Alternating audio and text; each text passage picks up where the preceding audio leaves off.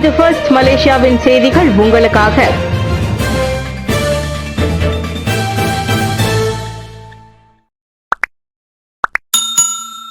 SPM தேர்வில் சிறந்த தேர்ச்சி பெற்ற மாணவர்களுக்கு விக்னேஸ்வரன் வாழ்த்து. SPM தேர்வில் சிறந்த தேர்ச்சி பெற்ற அனைத்து மாணவர்களுக்கும் மாய்காவின் தேசிய தலைவர் தான்ஸ்ரீ SA விக்னேஸ்வரன் தனது இதயம் கனிந்த வாழ்த்துக்களையும் பாராட்டுகளையும் தெரிவித்துக் கொண்டார்.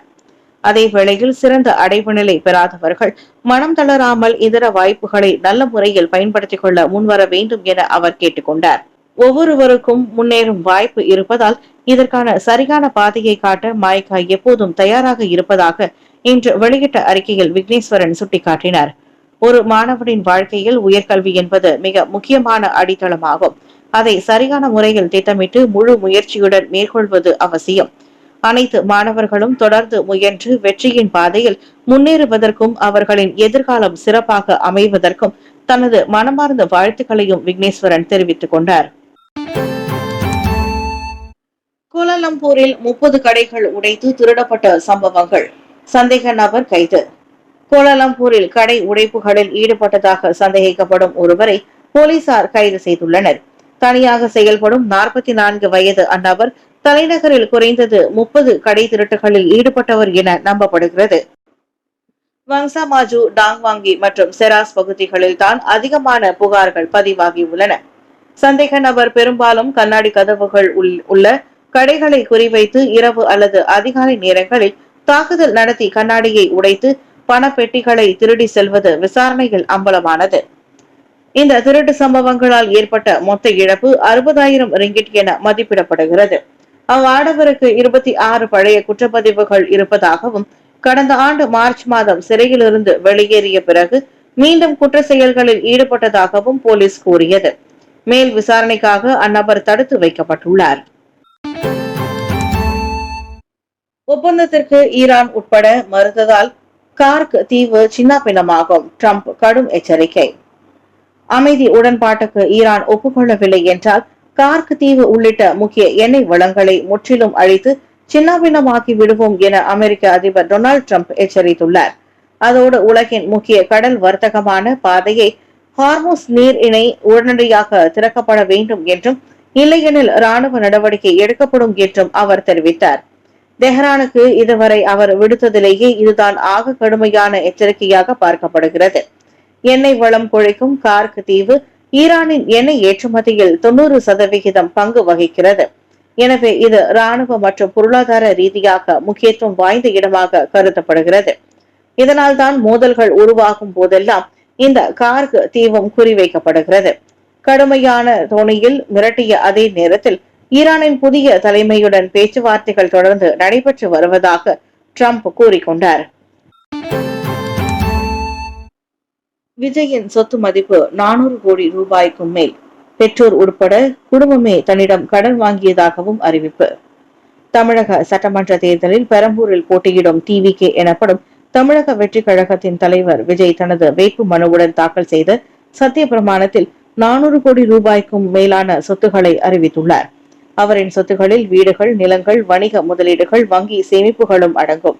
404.58 கோடி ரூபாய்க்கு அசையும் சொத்துகளும் பல்வேறு வங்கி கணக்குகளில் சேமிப்புகளாக மட்டும் 370 கோடி ரூபாயும் வைத்திருப்பதாக அவர் வேட்புமனுவில் தெரிவித்துள்ளார். இதில் ஆச்சரியமாக விஜயின் தந்தை, தாய், மனைவி, மகன், மகள் என ஒரு குடும்பமே தன்னிடம் கடன் வாங்கி இருப்பதாகவும் சத்திய பிரமாணத்தில் குறிப்பிடப்பட்டுள்ளது. தந்தையும் பிரபல இயக்குநருமான SA சந்திரசேகர் 3.02 கோடி ரூபாய் கடனையும், தாயும் பிரபல பாடகியுமான ஷோபா சந்திரசேகர் 87 லட்சம் ரூபாய் கடனையும் விஜயிடம் வாங்கியுள்ளார். கிளான் உணவகத்தில் கத்திக்குத்து தாக்குதல், முதியவர் காயம். கிளான் காப்பாரில் உள்ள ஓர் உணவகத்தில் ஆயுதம் ஏந்திய கும்பல் நடத்திய கத்திக்குத்து தாக்குதலில் முதியவர் ஒருவர் காயமடைந்துள்ளார். இச்சம்பவம் தவறான புரிதலால் தொடங்கியதாக வடகிழான் போலீஸ் தலைவர் ACP விஜயராவ் கூறினார். சந்தேக நபர்களில் ஒருவர் கத்தியை பயன்படுத்தி தாக்கியதாகவும் பின்னர் அக்கும்பல் அங்கிருந்து தப்பிச் சென்றதாகவும் கூறப்படுகிறது. பாதிக்கப்பட்ட 69 வயது ஆடவர் முகம் மற்றும் உடலில் காயமடைந்துள்ளார். ஒரு சந்தேக நபர் கைது செய்யப்பட்டுள்ள நிலையில் மற்ற இருவரையும் போலீசார் தேடி வருகின்றனர். பாதிக்கப்பட்டவர் தற்போது மருத்துவமனையில் சிகிச்சை பெற்று வருகிறார். அவரின் உடல்நிலை சீராக உள்ளது. யுகேஎம் நிலத்தில் அனுமதியின்றி கட்டப்பட்ட கோவில் ஸ்லாங்கூர் அரசின் முடிவுக்காக காத்திருக்கும் பல்கலைக்கழக நிர்வாகம். யுகேஎம் எனப்படும் மலேசிய தேசிய பல்கலைக்கழகத்திற்கு சொந்தமான நிலத்தில் அனுமதியின்றி கட்டப்பட்ட கோவில் தொடர்பான விவகாரம் தற்போது கவனத்தை ஈர்த்துள்ளது. இதுகுறித்து ஏற்கனவே ஸ்லாங்கூர் மாநில அரசுடன் ஆலோசனை நடத்தப்பட்டதாகவும் தற்போது ஸ்லாங்கூர் மத நல்லிணக்க குழுவான லிமாஸின் கவனத்திற்கு கொண்டு செல்லப்பட்டுள்ளதாகவும் யுகேஎம் நிர்வாகம் அறிக்கை ஒன்றில் கூறியது. இந்நிலையில் அதிகாரப்பூர்வ முடிவு வரும் வரை யுகேஎம் தன்னிச்சையாக எந்த நடவடிக்கையையும் எடுக்காது எனவும் அனைத்து தரப்பினரும் அமைதியாக இருந்து யூகங்களை தவிர்க்க வேண்டும் எனவும் அது வலியுறுத்தியது. முன்கூட்டியே முடிவுகளை எடுப்பது குழப்பத்தையும் பதற்றத்தையும் ஏற்படுத்தும் அபாயம் உள்ளதாக அது எச்சரித்தது.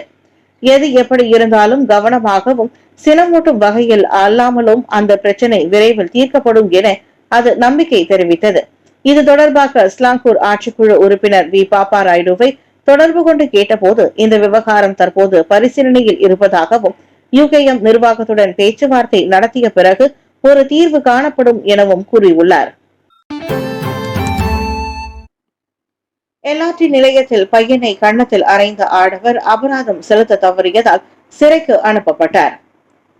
பசார் சினி எல்ஆர்டி நிலையத்தில் முதல் படிவ மாணவனை கன்னத்தில் அறைந்த ஆடவருக்கு 2000 ரிங்கிட் அபராதம் விதிக்கப்பட்டுள்ளது. 48 வயது முகமது சிவகுமார் பெருமாள் குற்றத்தை ஒப்புக்கொண்டதை அடுத்து கோலாலம்பூர் மேஜிஸ்ட்ரேட் நீதிமன்றம் அத்தண்டனையை விதித்தது. எனினும் அபராதம் செலுத்த தவறியதால் 2 மாத சிறை தண்டனை விதிக்கப்பட்டு அவர் நேராக காஜாங் சிறைக்கு அனுப்பப்பட்டார்.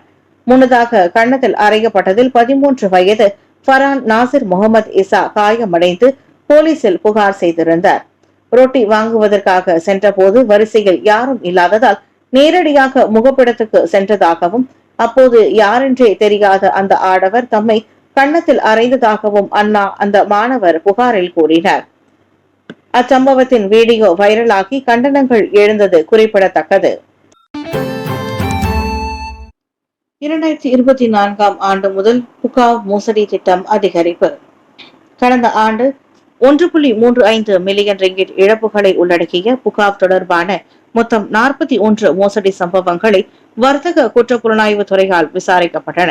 கடந்த 2024ஆம் ஆண்டில் இந்த மோசடி சம்பவங்களினால் ஏற்பட்ட இழப்புகள் 5,42,950 ரிங்கிட்டை எட்டியிருந்த நிலையில் கடந்த ஆண்டு 11 சம்பவங்கள் அதிகரித்துள்ளன. இந்த மோசடி சம்பவங்களினால் பணத்தை பறிகொடுத்து ஏமாறும் மக்களின் எண்ணிக்கை தொடர்ந்து அதிகரித்து வருகிறது.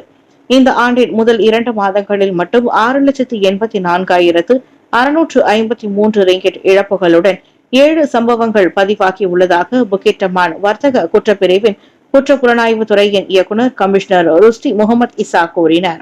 2024ஆம் ஆண்டில் இதுபோன்ற மோசடி தொடர்பாக 9 சந்தேக பேர் வழிகள் கைது செய்யப்பட்டதோடு கடந்த ஆண்டு 7 கைது செய்யப்பட்டதாகவும் அவர் தெரிவித்தார். இந்த மோசடி குறித்து பொதுமக்கள் குறிப்பாக ஓய்வு பெற்றவர்கள் மற்றும் மூத்த குடிமக்கள் விழிப்புடன் இருக்குமாறும் முன்பின் தெரியாதவர்களை எளிதில் நம்ப வேண்டாம் என்றும் ருஸ்டி வலியுறுத்தினார். கடந்த ஆண்டு என்பிஎம் தேர்வில் 13,779 பேர் அனைத்து பாடங்களிலும் ஏ பெற்றனர். 376 பேர் ஏ பிளஸ். 2025ஆம் ஆண்டு எஸ்பிஎம் தேர்வு முடிவுகளில் முன்னேற்றம் காணப்பட்டுள்ளது. இதற்கு முந்தைய ஆண்டு 4.49ஆக இருந்த ஜிபிகே எனப்படும் தேசிய மதிப்பீட்டு புள்ளியின் சராசரி இம்முறை 4.42ஆக உயர்ந்துள்ளது. மொத்தம் 13,779 மாணவர்கள் அனைத்து பாடங்களிலும் ஏ, ஏ பிளஸ், ஏ மைனஸ் பெற்றனர். அதே சமயம் 376 பேர் அனைத்து பாடங்களிலும் ஏ பிளஸ் எனப்படும் சிறந்த அடைவு நிலையை பெற்றனர். இதற்கு முந்தைய ஆண்டை விட கடந்த ஆண்டு எஸ்பிஎம் தேர்வில் ஏ பிளஸ் சிறந்த அடைவு நிலை பெற்றவர்களின் எண்ணிக்கை அதிகமாகும் என கல்வித்துறையின் தலைமை இயக்குநர் முகமது அசாம் அகமது தெரிவித்தார். மேலும் அனைத்து பாடங்களிலும் குறைந்தபட்சம் சிறப்பு தகுதியுடன் சி கிரேட் தேர்ச்சி பெற்றவர்களின் எண்ணிக்கையும் இம்முறை உயர்ந்துள்ளது.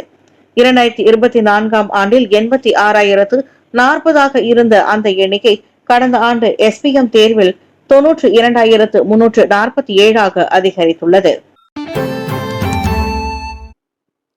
2,00,000 ரிங்கிட்டிற்கு குறைந்தபட்ச விலை என்ற தகவல் தவறானது. 1,00,000 ரிங்கிட் மட்டுமே.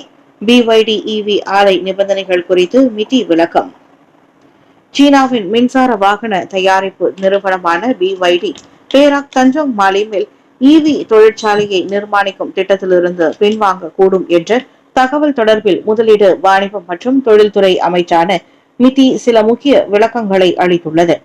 BYDக்கு விதிக்கப்பட்ட உரிம நிபந்தனைகள் தொடர்பில் இணையத்தில் துளிதமில்லாத பலதரப்பட்ட தகவல்கள் பரவி வருவதால் நிலைமையை தெளிவுபடுத்த வேண்டியது தனது கடமை என அமைச்சர் டத்தோஸ்ரீ ஜஹாரி கானி தெரிவித்தார்.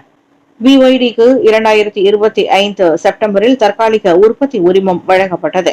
வாகன உற்பத்தி ஏற்றுமதி நோக்கத்துடன் இருக்க வேண்டும் என்பன உள்ளிட்ட நிபந்தனைகள் விதிக்கப்பட்டன. இவை தேசிய மோட்டார் வாகன கொள்கை மற்றும் 2030 புதிய தொழில்துறை பெருந்திட்டத்திற்கு ஏற்ப இருக்க, உயர்தர செயல்பாடுகளை ஊக்குவிக்கவும், சந்தை சீர்குலைவதை தடுக்கும் வகையிலும் வடிவமைக்கப்பட்டவை. இந்த நிபந்தனைகள் BYDக்கு மட்டும் அல்ல, 2025 செப்டம்பர் மாதத்திலிருந்து மலேசியாவில் உள்ள அனைத்து புதிய மோட்டார் வாகன முதலீடுகளுக்கும் ஒரே மாதிரியான அணுகுமுறையாக பயன்படுத்தப்பட்டு வருகிறது. உள்ளூரில் உபரி பாகங்களை பொருத்தி ஏற்கனவே பயன்படுத்தப்படும் நிறுவனங்களுக்கு மட்டுமே விதிவிலக்கு அளிக்கப்பட்டுள்ளது என ஜஹாரி விளக்கினார். இவ்வேளையில் BYD நிறுவனத்தின் உற்பத்தி உரிமத்திற்கு கூடுதல் நிபந்தனைகளும் விதிக்கப்பட்டன.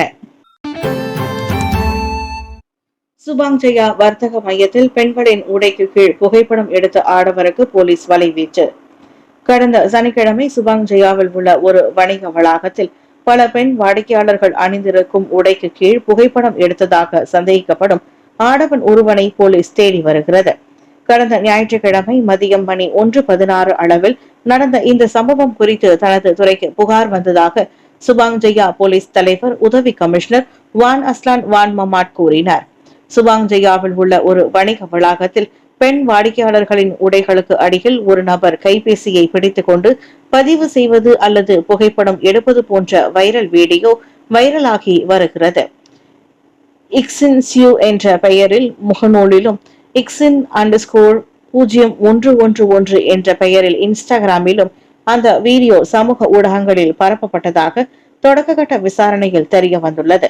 சம்பந்தப்பட்ட பாதிக்கப்பட்டவர்களையும் சந்தேக நபர்களையும் கண்டறிந்து அடையாளம் காணும் பணிகள் நடைபெற்று வருகின்றன.